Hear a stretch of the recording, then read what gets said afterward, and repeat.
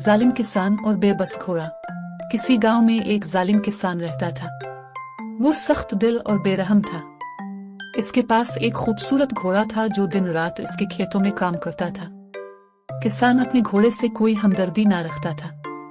वो उसे कभी अच्छा खाना ना देता और ना ही आराम करने देता था। अगर घोड़ा थक कर रुकने की कोशिश करता तो किसान उसे कूड़े से मारता और ज्यादा काम करने पर मजबूर करता।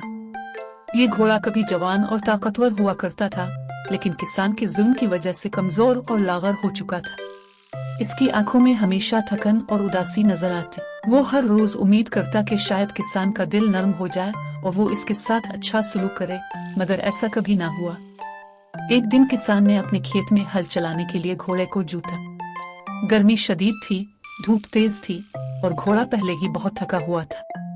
मगर किसान ने इसे मुसलसल हांका और जब घोड़ा थकावट के मारे रुक गया तो किसान ने गुस्से में आकर उसे बुरी तरह मारा। घोड़े की आंखों में आंसू आ गए, मगर वो कुछ ना कर सके। इसी दौरान गांव के एक बुजुर्ग किसान का ये जुल्म देख रहे थे।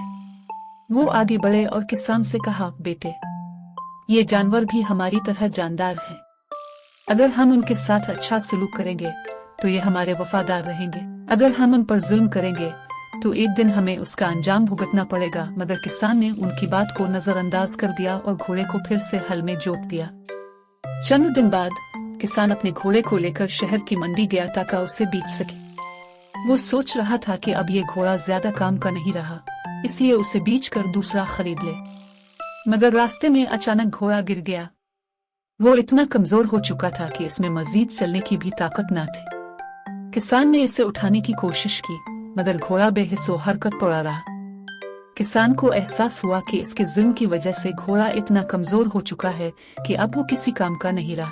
गांव के वही बुजुर्ग फिर वहां पहुंचे और कहा, अगर तुमने इब्तिदा से ही इस जानवर का ख्याल रखा होता तो आज ये तुम्हारा सबसे बड़ा सहारा होता, मगर तुमने हमेशा इसे सताया और उसकी ताकत को जाय किया। अब तुम्हारे पास सिर्फ पछतावा रह गया है। ये सुनकर किसान को अपनी गलती का एहसास हुआ, मगर अब बहुत देर हो चुकी थी। घोड़े ने आहिस्ता आहिस्ता अपनी आंखें बंद कर लें और हमेशा के लिए दुनिया से रुखसत हो गया।